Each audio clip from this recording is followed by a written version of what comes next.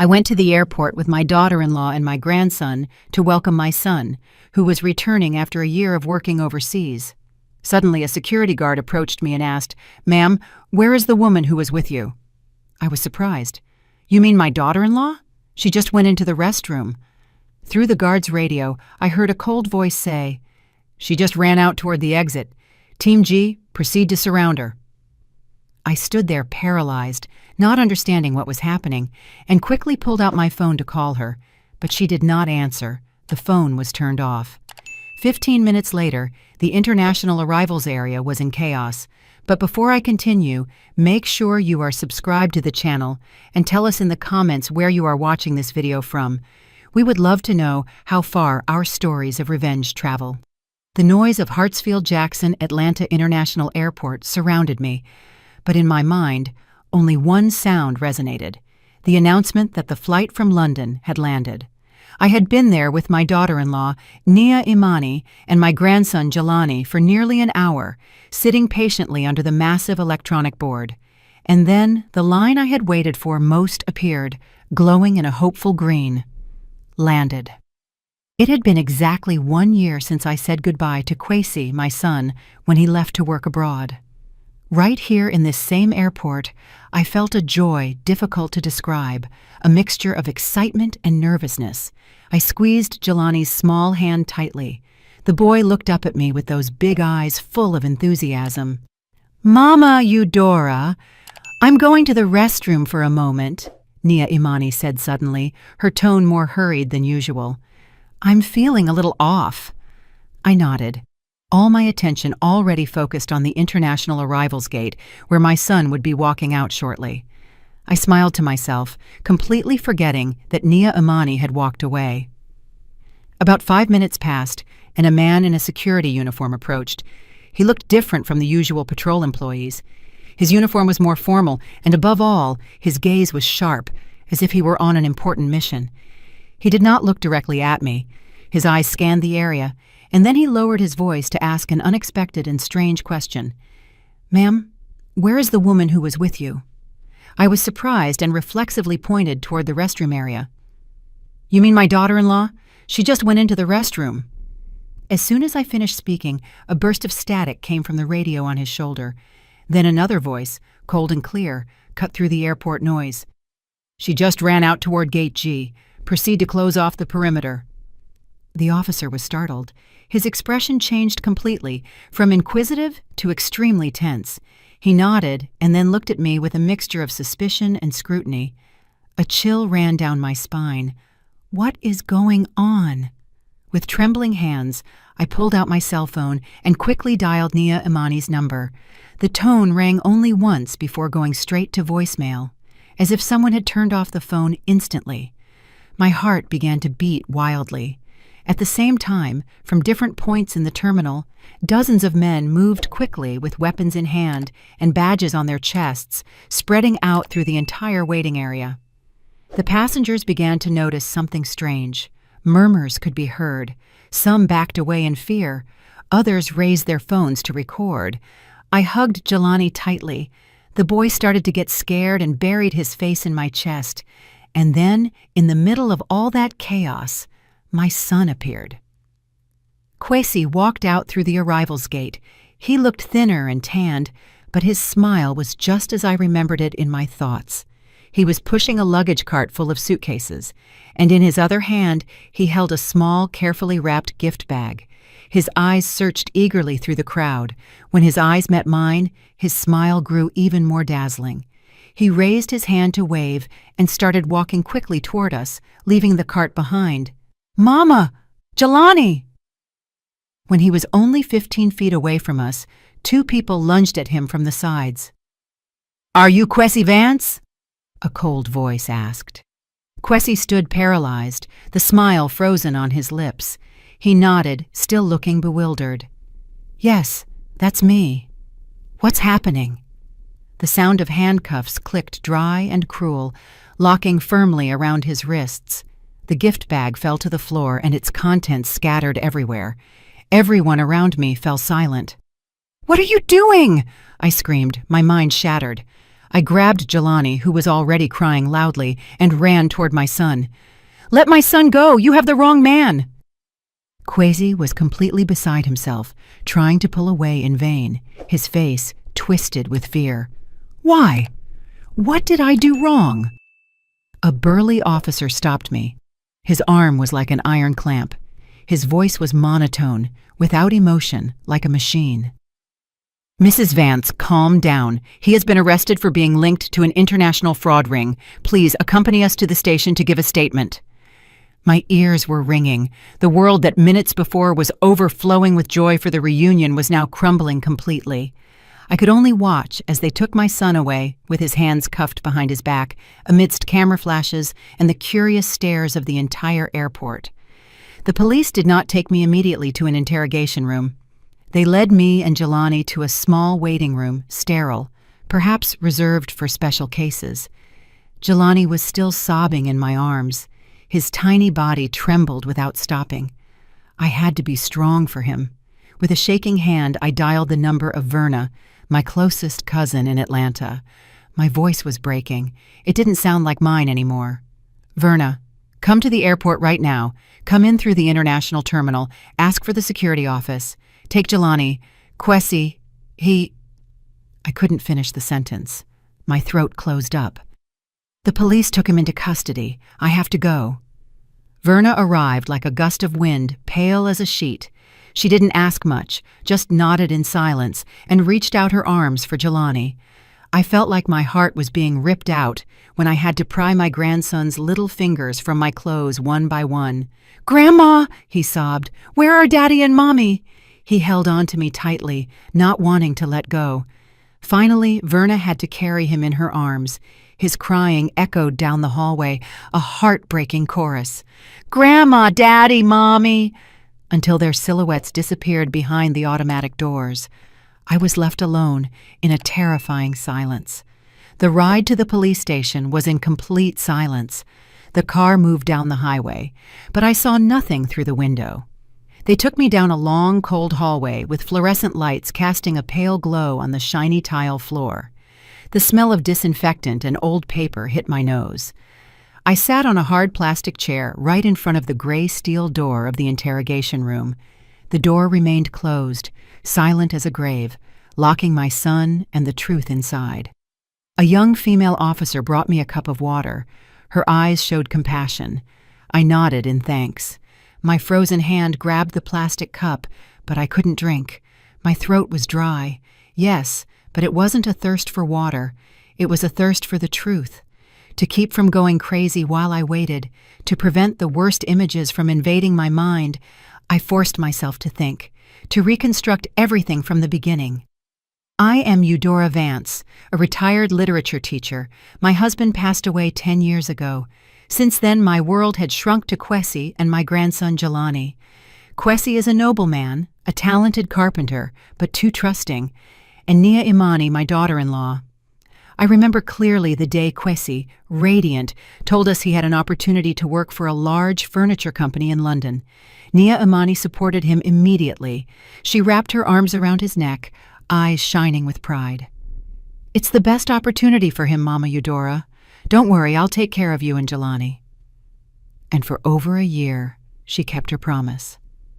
Nia Imani was an exemplary daughter-in-law. She took care of me with dedication. She looked after Jelani at every meal, every bedtime. Her artisan crafts business was doing better and better. She was the pride of the whole family. But now, sitting in this cold chair, those small memories I previously considered insignificant came flooding back to my mind, sharp and terrifying.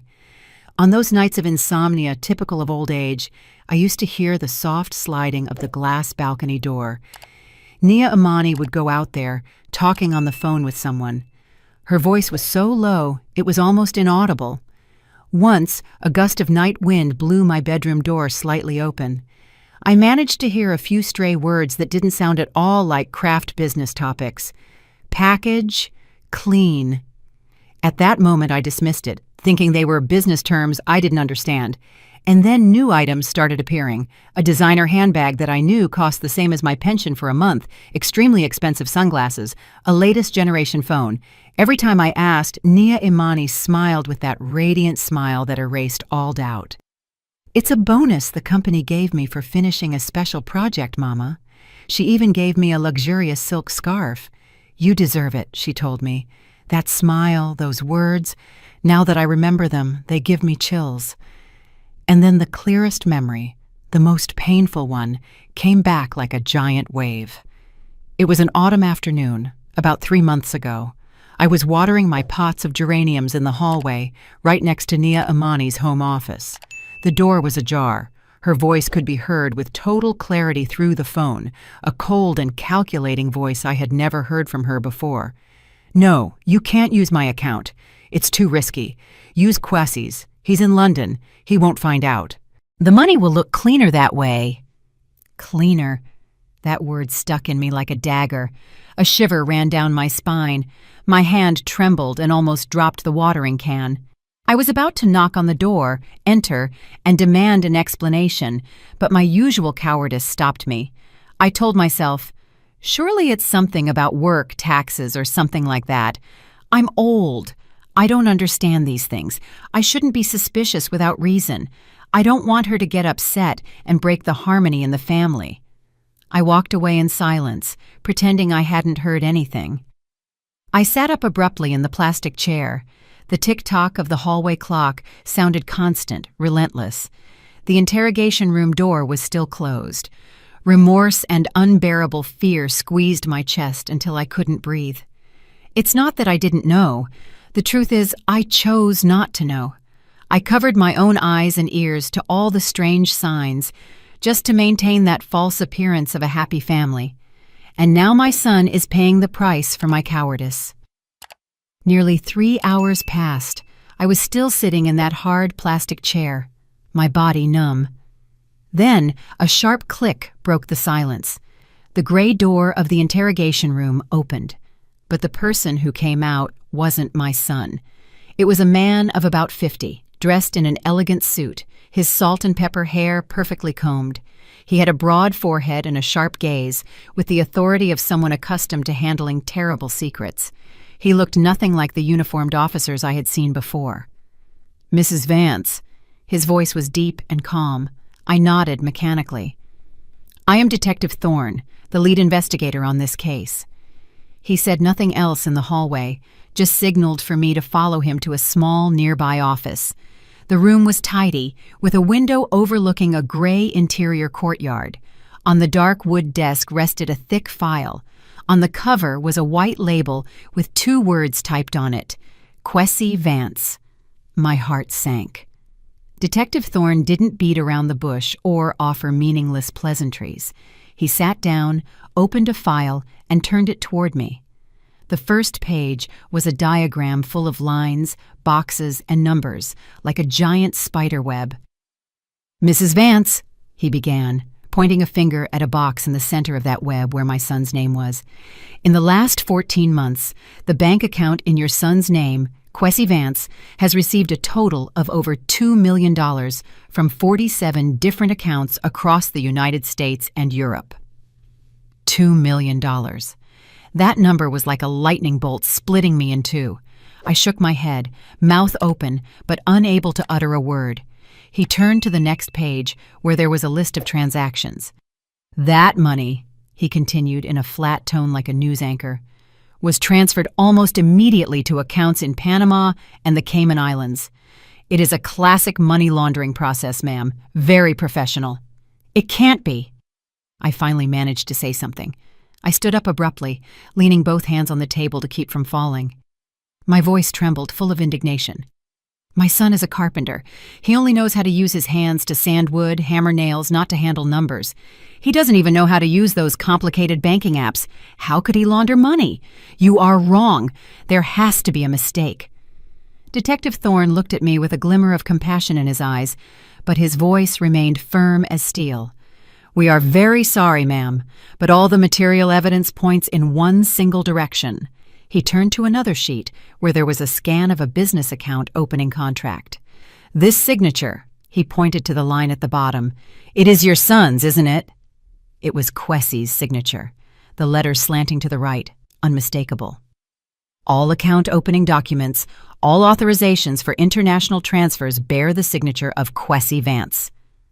I let myself fall back into the chair, strengthless, as if something had hollowed me out inside. I looked at him, almost begging. Please, let me see him, just 5 minutes. I need to hear it from his mouth. Detective Thorne hesitated for a moment, looked at my desperate eyes, then sighed and nodded. They took me to another area of the building, crossing hallways with cold bars. The sound of the officer's footsteps accompanying me echoed on the concrete floor. Kwesi was sitting in a small, empty room. There was only a metal table bolted to the floor and 2 chairs. There were no windows. He wasn't handcuffed, but an officer guarded the door from the outside, his massive body blocking almost the entire glass window. When I entered, Kwesi looked up. His face was pale, drained of blood, his eyes red and swollen. The clothes he had worn at the airport, the ones he had chosen with such excitement to see the family again, were now wrinkled and disheveled. I sat in front of him, trembling, and took his cold hands. "Kwesi," I whispered. "What happened? Tell me the truth." Kwesi looked at me, eyes full of tears. His voice shook with shame. "Nia Imani. It was Nia Imani, Mama," he began to recount. She said she needed to open a business account to import artisan materials from Asia for her new business. I didn't understand any of that." He took a deep breath, trying to calm down. "The day before I flew to London, she met me at a coffee shop. She handed me a bunch of papers and rushed me. 'Sign quickly, baby. The lawyer's waiting.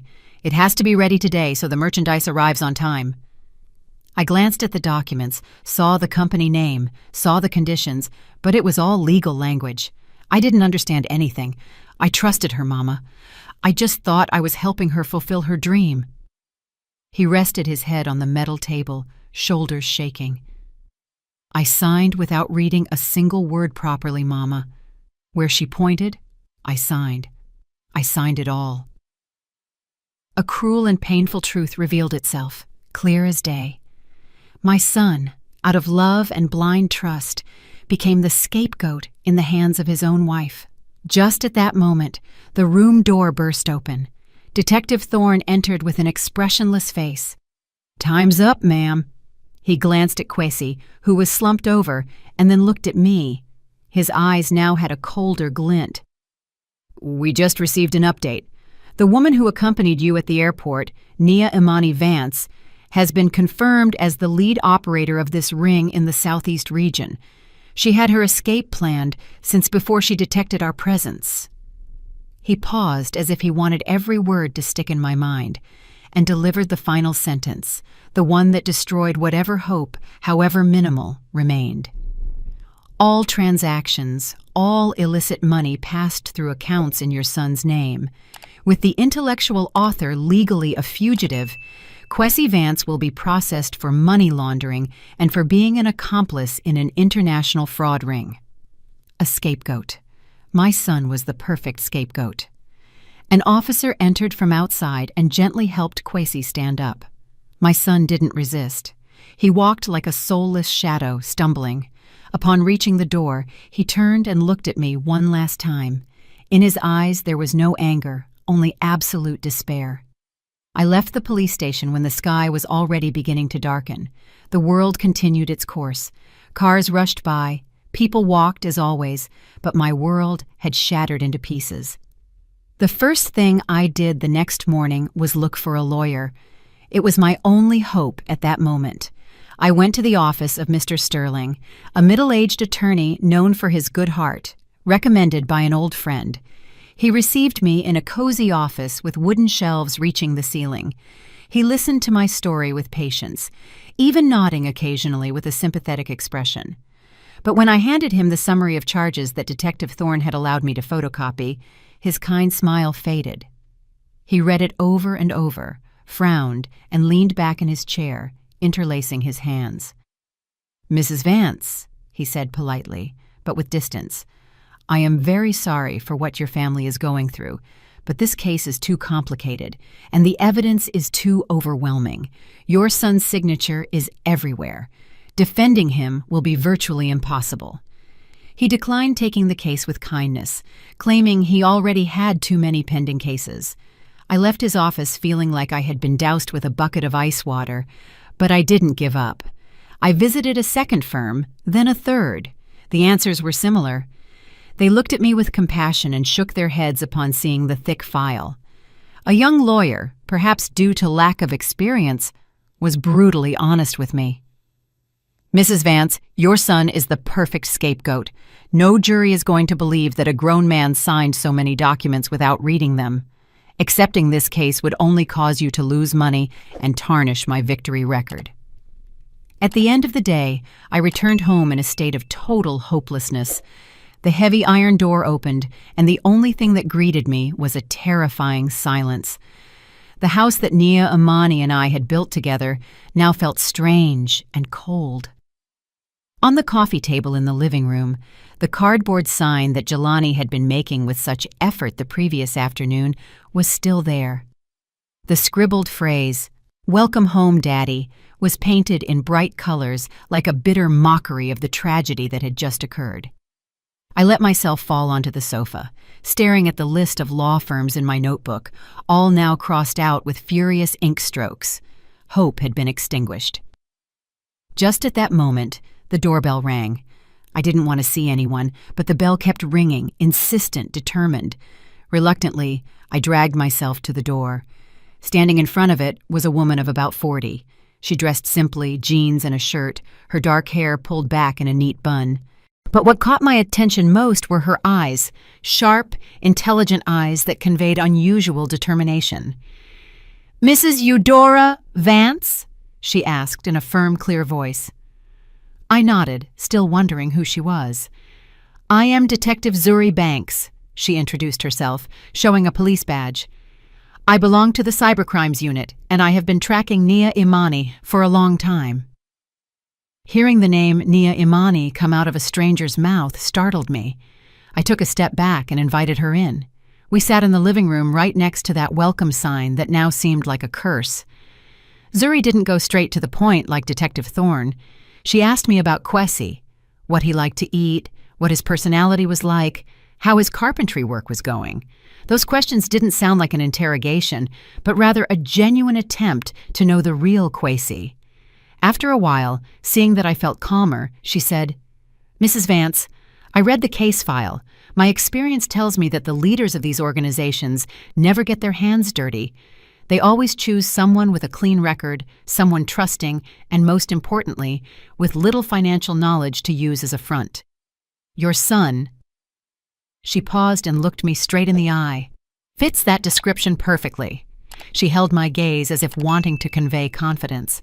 "I believe Kwesi is innocent, but the belief of a cop like me is worth nothing in court. We need proof, concrete proof." For the first time in 2 days, a small and fragile spark of hope shone in my darkness. "But what can we do? Nia Imani fled. She erased all traces." "She left in too much of a hurry," Zuri said firmly, without a shred of doubt. "People like Nia Imani are arrogant. They think they are smarter than everyone, that they deleted everything, but they usually leave small mistakes where they feel safest, right here in this house." She stood up, glancing around the living room with the analytical eyes of an investigator examining a scene. "I can't ask for an official search warrant because we don't have enough legal grounds. All the superficial evidence is against your son, but," she turned to me, "with your permission, we can investigate on our own. Cooperate with me, ma'am. For justice for Kwesi." Justice for Kwesi. Those words ran through my exhausted body like an electric current. I nodded without hesitation. My voice regained its strength. "What do you want me to do?" Zuri's gaze settled on the hallway leading to the bedrooms and the study at the back of the house. During the time she lived here, was there any place Nia Imani considered her territory? A space where even you didn't usually enter? I didn't have to think for a second. "Her home office," I replied immediately. "She always kept the door locked. She said she needed absolute silence to be able to create." Zuri nodded with an almost imperceptible smile on her lips. "Then, we'll start there."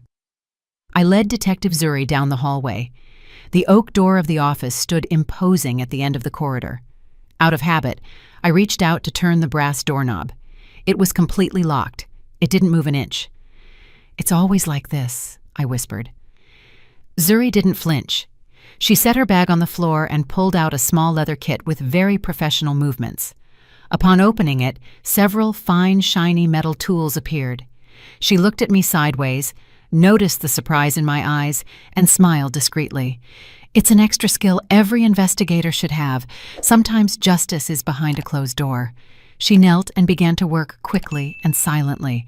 Only the soft click of metal inside the lock could be heard. I held my breath, my heart pounding in my chest. Less than a minute later, a small click was heard, a faint sound, but absolutely definitive. The door creaked open. Zuri pushed it and entered, and I followed. A breath of cold air smelling of new paper and expensive air freshener greeted us immediately. The room appeared before my eyes as proof of Nia Imani's obsessive meticulousness. Everything was ordered to the point of seeming sterile. The walnut desk shone without a speck of dust, the laptop closed with precision, the books aligned by spine color from white to black, like a rainbow drained of life. That clinical order contrasted brutally with the shattered chaos of my life at that moment and gave me chills. Zuri put on some rubber gloves and handed me a pair.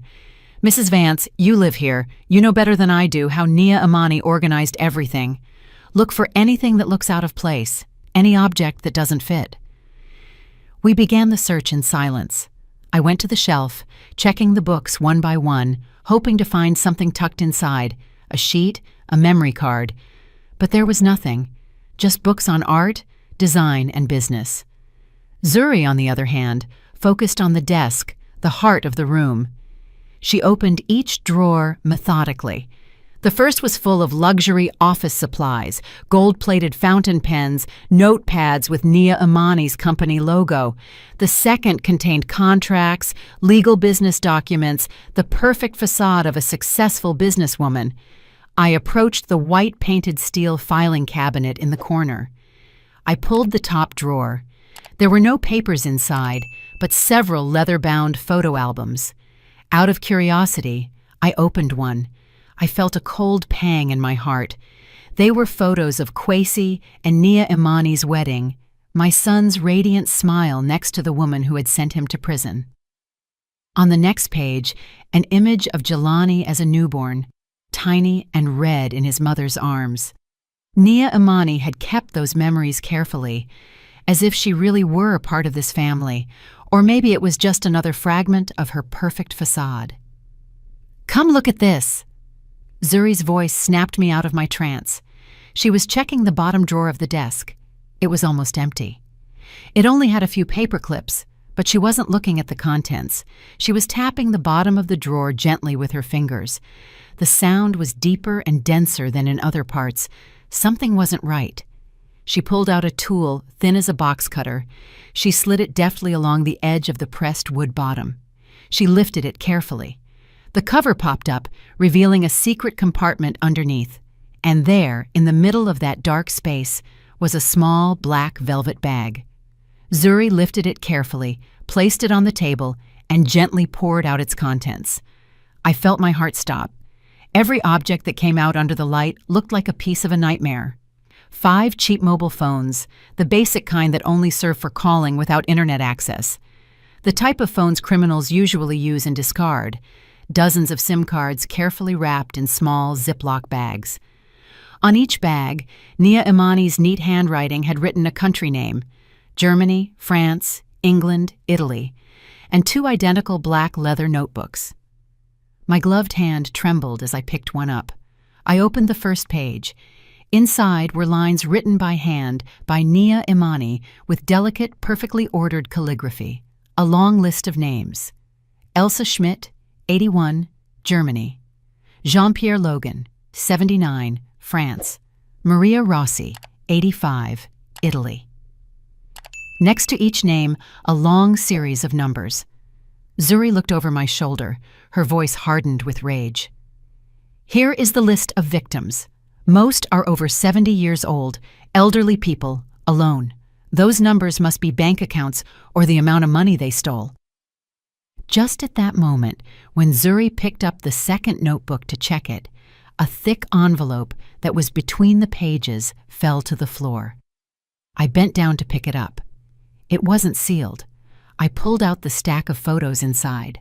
They weren't family photos. They were images of Nia Imani in elegant clothes, sitting in five-star hotel meeting rooms next to very suspicious-looking foreign men. She was toasting, shaking hands, smiling with them. I flipped to a photo and froze. In it, Nia Imani was next to a tall man in a black suit with a long, ugly scar on his right cheek. That face, that scar. I remembered it well. I had seen him on the news a few months ago. He was an international fraudster wanted intensely by the FBI. Zuri took the photo from my trembling hand. She observed the face of the man with the scar carefully. Then she looked at the other photos. Her eyes shone with a cold, sharp spark. "This doesn't just prove she's involved," she said in a grave tone. "This proves that Nia Imani is not just any scammer. She is a key piece, someone with power within this organization." Detective Zuri carefully stored everything we found in a special sealed police bag. "I have to take this to the lab immediately," she said with an urgent but controlled voice. "My team will analyze the data from the phones and the SIMs. It will take a little time, but we will find something for sure. Stay here and act normally. Do not speak of this to anyone, not even your closest loved ones. Your safety is the most important thing." She left as quickly as she arrived, leaving me alone in Nia Imani's room. I stood there feeling both disgust and relief. Disgust for the double face of that daughter-in-law I once loved. Relief, because finally, after so much despair, we had something to hold on to, a weapon to fight with. I began to tidy up what we had disturbed, trying to return everything to its original place. I put the drawer bottom back. I aligned the books on the shelf. My hand passed over the expensive objects, the refined decorations, all bought with money ripped from the elderly. I felt nausea rise in my throat.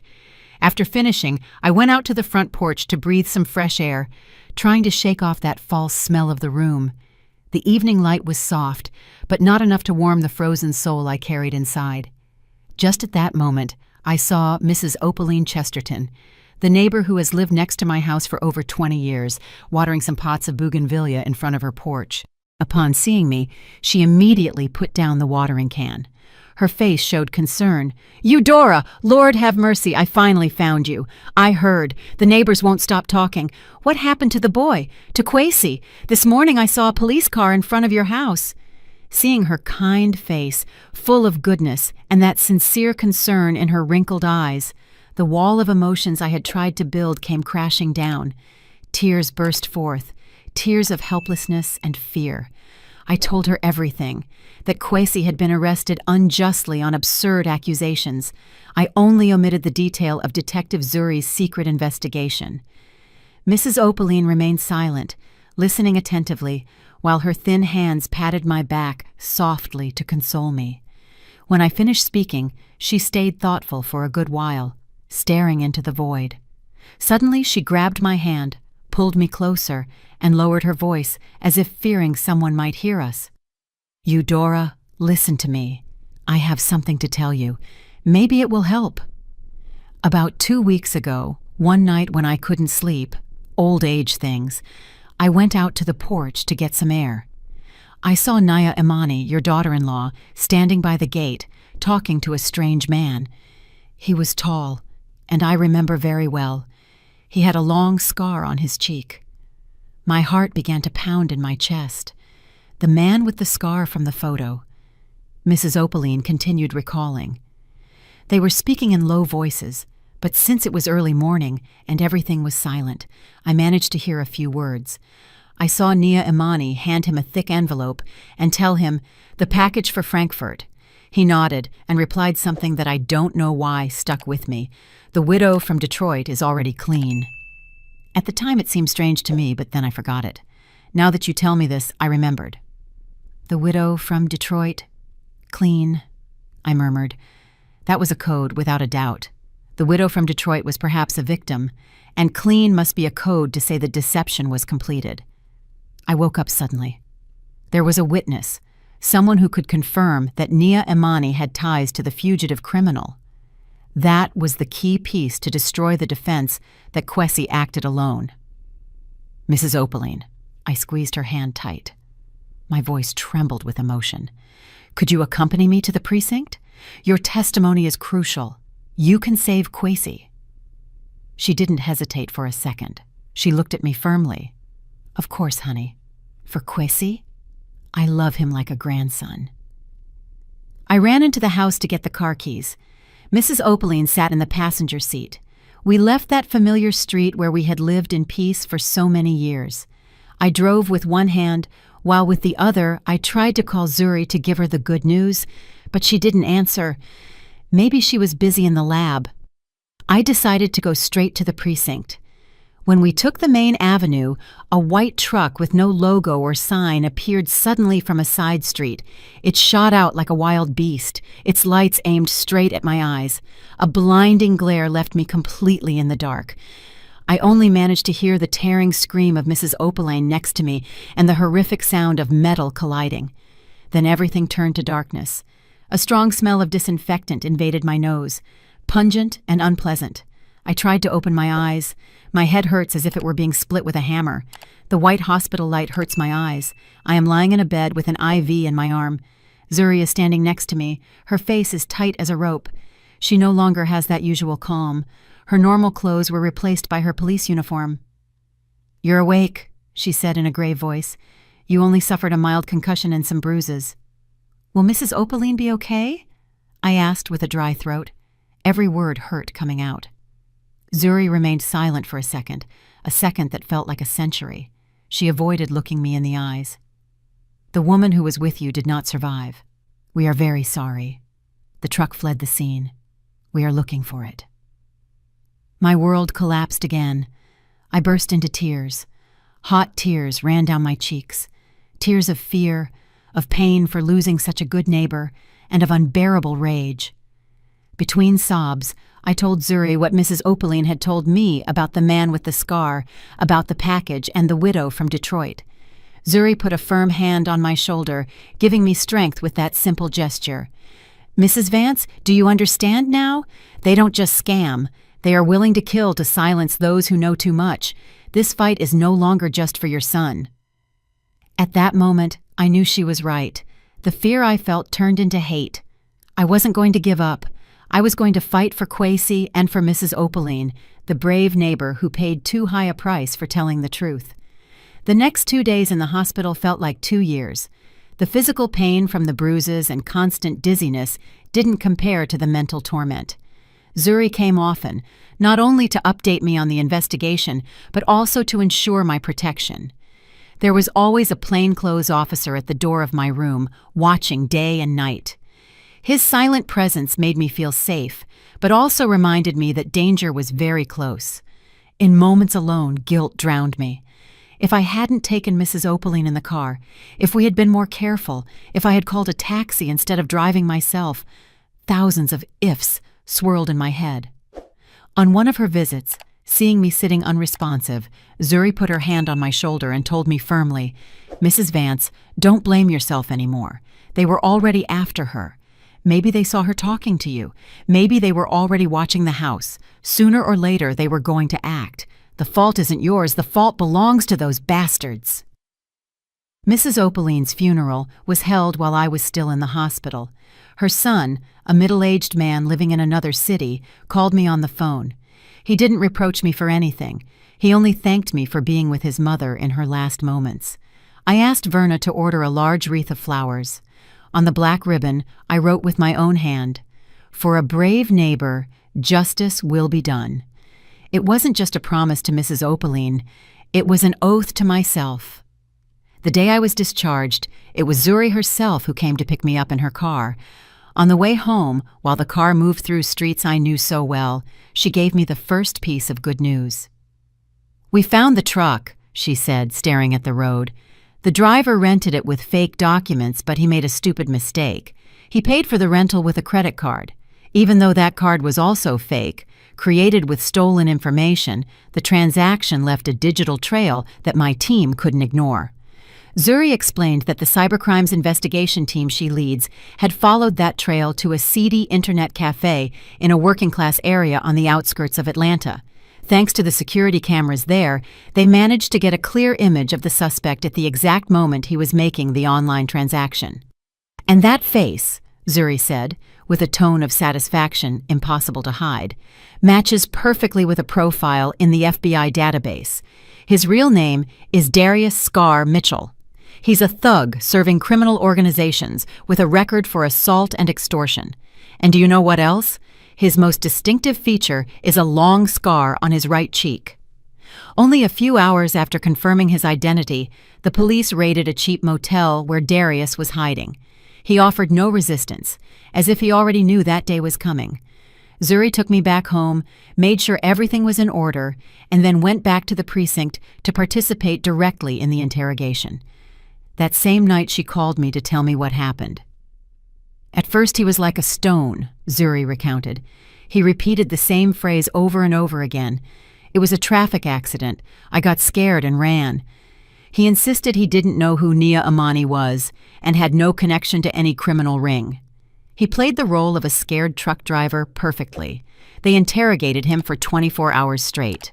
The most experienced investigators took turns interrogating him using all kinds of tactics, from the hardest to the softest, but they couldn't get anything out of him. Finally, I decided to try something different, Zuri said, in a more serious tone. I didn't enter the room as a police inspector anymore. I entered with some photos. She had printed in color the photos of the victims she found in Nia Imani's notebook. Elderly, kind people, smiling with their grandchildren in the family photos. She placed them on the metal table, right in front of Darius. She began to speak in a quiet voice, but with words sharp as knives. This is Mrs. Schmidt, 82 years old, from Berlin. All her retirement money disappeared. She had to sell the house where she lived her whole life and move to a state nursing home. She pushed another photo. This is Mr. Dubois, 78 years old, from France. He was a widower. After realizing he had given all his assets to scammers, he took his own life. Widower. Clean, I whispered on the phone. Mrs. Opaline's words. Zuri continued. She placed a portrait photo of Mrs. Opaline on top. And this is Mrs. Opaline Chesterton, 65 years old, a kind neighbor. You killed her just for accidentally hearing a conversation she shouldn't have heard. She had 3 grandchildren waiting for her at home. Finally, Zuri looked him straight in the eyes with an icy voice. If you cooperate and give up the mastermind, you will only face charges for vehicular manslaughter and could access a sentence reduction under the law. If not, we will make sure you bear full responsibility for the death of Mrs. Opaline with a charge of premeditated murder, plus a long list of crimes for complicity and fraud. You are going to die in prison, Darius. The stone began to crack. Darius lowered his head in silence for a long time. The ticking of the clock in the interrogation room became deafening. Finally, he looked up and began to speak. He confessed he had been hired by Nia Imani. He was the man with the scar Mrs. Opaline had seen. At first, they only ordered him to scare her so she would stay quiet, maybe breaking into her house or damaging her car. But seeing that we were driving hurriedly toward the precinct, he got scared and called Nia Imani. The order was to act with more force. And then he revealed the most important information, a card up his sleeve that no one expected. Nia Imani, she is very cautious, Darius said with a hoarse voice. She has something she calls insurance. An external hard drive. Everything is there.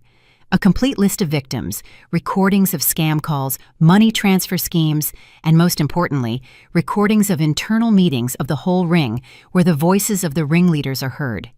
She said if anything happened to her, that would be published automatically. Where is that hard drive? Zuri asked insistently. Darius shook his head. I don't know, but she never separated from it. It was her life.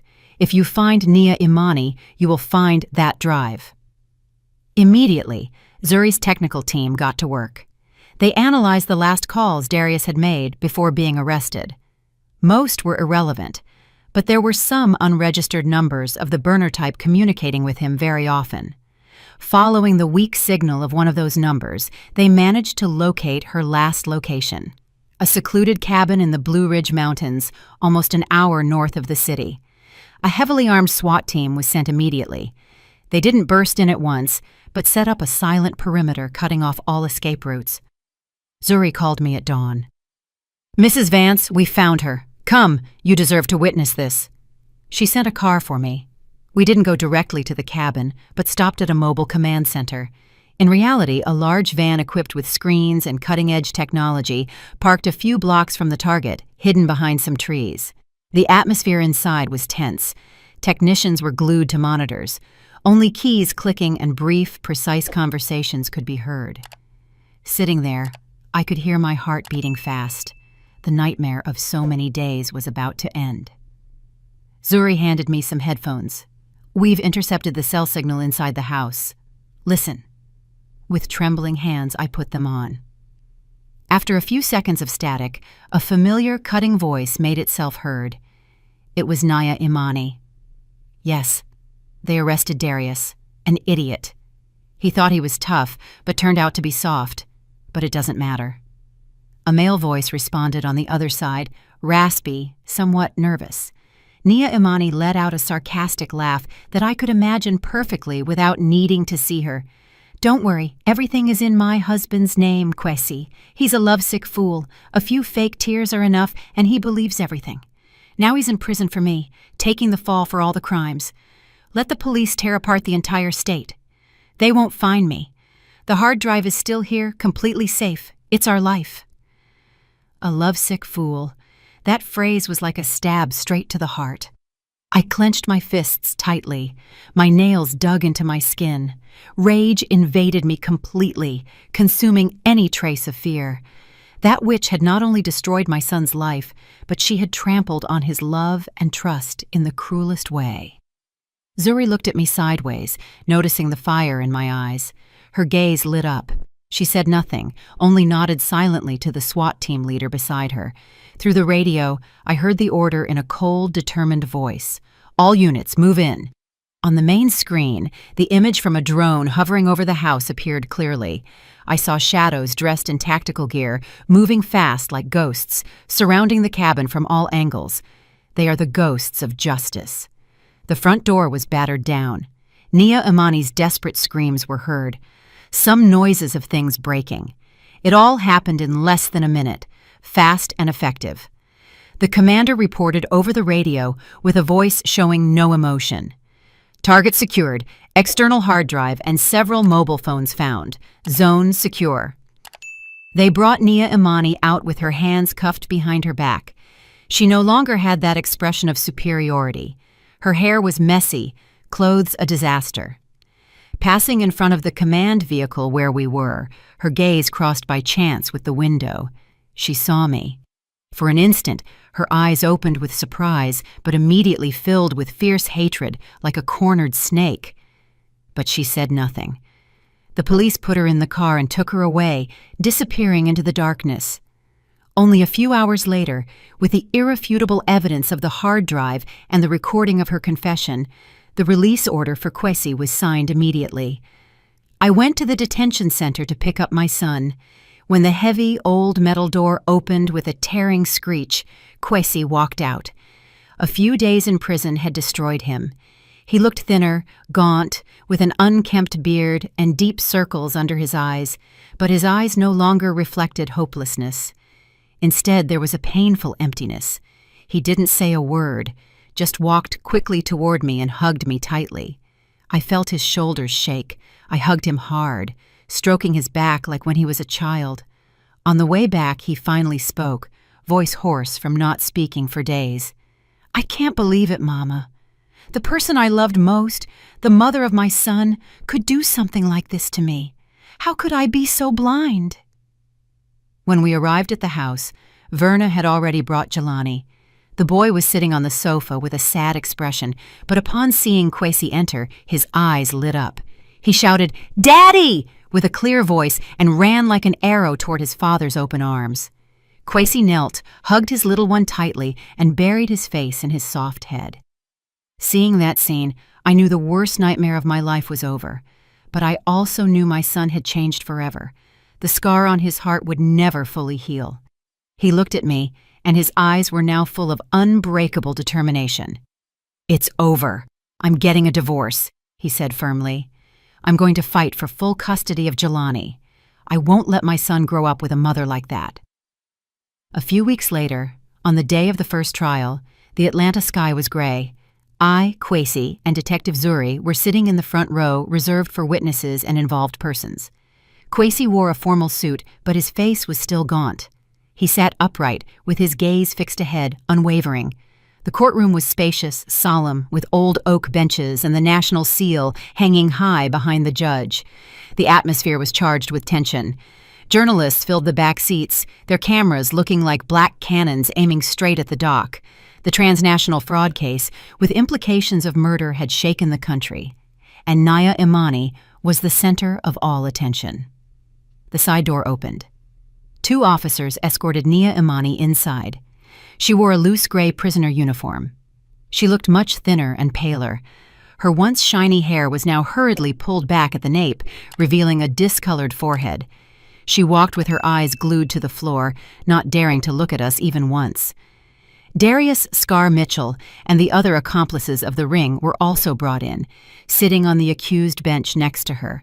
The scar on Darius's cheek looked even more intimidating under the courtroom light. I was called as the first witness. When I stood up, all eyes in the room locked on me. I took a deep breath, put my hand on the Bible, and swore to tell the truth. The prosecutor, a middle-aged man with a firm, cutting voice, began to ask me about daily life with Nia Imani, about the suspicious signs that in my naivety I overlooked. I told everything, from the secret calls at night, the overly expensive luxury items, to that fatal phrase about using Kwesi's account so the money would look cleaner. When I recounted in detail how, together with Detective Zuri, we discovered the small black velvet bag in the secret drawer and the notebooks with the names of the elderly victims, the room fell completely silent. I could feel the indignation spreading in the air. Nia Imani's defense attorney, a sly type, tried to insinuate that I was prejudiced against my daughter-in-law to diminish the value of my testimony. "Mrs. Vance," he asked in a suggestive tone, "isn't it true that you never really accepted your daughter-in-law, a young, successful, independent woman, and that this testimony is nothing more than an exaggerated interpretation of a mother who wants to protect her son at all costs?" I looked him straight in the eye. My voice no longer trembled. It was firm and sure. I loved Nia Imani like a daughter. I felt proud of her, but my imagination couldn't have invented dozens of SIM cards from all over Europe, nor could it have invented a list of elderly people who were scammed until they had nothing left. And certainly my imagination couldn't have fabricated the photos where she appears next to internationally wanted criminals. Murmurs were heard in the room. The lawyer was left speechless and asked no more. In the following days, the evidence from the hard drive was presented. They were devastating blows impossible to deny. The recordings were played before the court. Nia Imani's arrogant voice resonated throughout the room, betraying her and her accomplices. Everyone held their breath, hearing the coldly discussed plans to scam, the repugnant laughter while bragging about the money they had stolen. Then it was Nia Imani's turn. She stood up with her fragile figure. Everyone thought she would deny everything, blame circumstances, but no. Instead, she decided to confess everything. Her voice was monotone, without emotion, as if reading a report on someone else's life. She told that 2 years ago, after failing in a cryptocurrency investment, she had been left with a huge debt to loan sharks. They threatened to harm not only her, but also Kwesi and Jelani. "It was then," she said, looking at a lost point, "that a partner approached me. They promised to pay the debt and give me a comfortable life on the condition that I participate in their project. At first, she thought she would only help with a few minor transactions. Then she recounted in more detail how they operated, hunting lonely elderly people on social media and forums. We created fake sweepstakes websites, fictitious customer service centers. When victims called, We asked for the bank OTP code to confirm the prize. As soon as we got it, the technical team emptied their accounts in seconds. When the prosecutor asked the final question, "Why did you choose your own husband, Kwesi Vance, as a scapegoat?" For the first time, Nia Imani turned her head and looked toward us. Her gaze was empty, without a shred of regret. "Because I needed a perfect replacement," she said with an icy voice. "Someone with a clean record, no criminal background, someone living abroad to make tracking difficult, and most importantly, someone who fully trusted me, willing to sign anything I gave him." Kwesi had all that. Kwesi, sitting next to me, clenched his fists so hard his knuckles turned white. I placed my hand gently over his, in a gesture of comfort. After several days of trial, the court finally issued its verdict. The judge, face serious, read the sentence with a voice that echoed in the solemn room. Nia Imani Vance was sentenced to 25 years in prison for multiple charges: leading a structured fraud organization, money laundering, obstruction of justice, and complicity in the involuntary manslaughter of Mrs. Opaline Chesterton. Darius Mitchell, for having collaborated with authorities, received a sentence of 10 years. The other accomplices of the ring received sentences ranging from 5 to 15 years. Justice, though late, had been served. When the police took Nia Imani away, she passed in front of our rows. Kwesi stood up. Their gazes crossed for an instant. In her eyes, there was a terrifying emptiness. In my son's, there was no longer love or pain, only a cold and firm look. The door to the past closed forever. We left the court. The sun, after many cloudy days, appeared suddenly, forcing me to squint. The storm had truly passed. A few months after the trial, we sold the house in Atlanta. We couldn't live there anymore. Every corner, every object was impregnated with memories, both of a false happiness and a real pain. Nia Imani's office was like a scar in the house, and the living room reminded me of the day they arrested Kwesi. That house had died for us. We moved to a small coastal town in the Carolinas, a place where the pure air smells of salt and the constant sound of waves can soothe any wound of the soul. We bought a little white house with sky blue window frames and, most importantly, a small garden full of hydrangeas and lavender. Kwesi processed the divorce quickly. Nia Imani from prison did not appeal or ask for custody of the child. She had cut all ties with the world she left behind, sinking into the darkness she herself had created. My son obtained full custody of Jelani. With the money from the sale of the house and part of my life savings, I decided to fulfill a dream I had been keeping for years, opening a small bakery. I called it Serenity Sweets because after all the storms, serenity was the only thing we craved. Every morning I wake up when it is still dark, while the whole town is still asleep. The smell of flour, butter, cinnamon, and melted chocolate fills my small kitchen. Measuring, kneading, shaping, and waiting for the breads and pastries has become therapy for my soul. I find calm in every repetitive movement. I find joy in creating sweets that give happiness to others. Serenity Sweets soon became the favorite spot for locals, from fishermen stopping by for a hot glazed twist before going out to sea, to kids running in after school for a chocolate chip cookie. Kwesi also started a new life. He didn't return to London. The wounds of the heart made him want to be close to his family more than ever. He got a job at a small interior design workshop in town. He didn't earn as much money as before, but that job gave my son something more valuable: time. Every afternoon at 4:30 sharp, he left the workshop to pick up Jelani from school. Often I saw them walking together on the beach holding hands, building huge sandcastles, and then watching how the waves washed them away. At night, after dinner, he taught Jelani with patience, reading him stories of brave knights and kind princesses. He was fulfilling the role of father and mother in an admirable way, with all his love and tenderness. Sometimes, in quiet moments, Jelani still asked for his mom. The innocent questions of a child broke my heart. "Grandma, where is my mommy? Why doesn't she come back to Daddy and me?"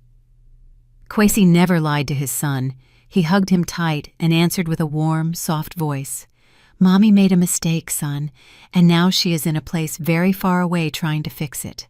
But never forget, she loves you very much. One Sunday, while I was placing some freshly baked sweet potato pies on the shelf, a family car pulled up in front of the bakery. Zuri stepped out of the vehicle. She wasn't wearing a police uniform anymore, just a simple floral dress. She looked relaxed and happy. "Captain Banks?" I smiled with joy and ran to hug her. After solving such an important case, she had been promoted. She brought a beautiful model of a pirate ship as a gift for Jelani. We sat in the small garden behind the bakery, under a pergola covered in flowering vines, drinking coffee and eating pastries fresh from the oven. The press had called her a heroine, but when I mentioned it, Zuri just shook her head. "The true heroine is you, Ms. Eudora," she told me with a sincere look. "If it weren't for your unshakable faith in your son, if it weren't for your bravery in facing danger, maybe Kwesi would still be in prison and Nia Imani would still be loose out there, hurting more people." When Zuri was getting ready to leave, Kwesi and Jelani returned from the beach. Both had grains of sand in their hair and sun-kissed skin. Jelani ran to show Zuri a shiny, beautiful shell he had just found. Seeing that scene, seeing the smile on my son's face, a smile that was no longer forced, I felt a warmth and deep gratitude fill my soul. That night, after closing the bakery, I stayed in the family kitchen cleaning the last baking utensils. Through the window, I looked toward the garden. Kwesi was pushing Jelani on the swing. The child's clear laughter mixed with the soft murmur of the sea in the distance and the lingering aroma of baked goods. I once believed that living with righteousness, loving and trusting, was enough to protect those one loves. But tragedy taught me a bitter lesson. Sometimes, blind trust is the trap that can ruin our future. I chose to stay silent before my suspicions.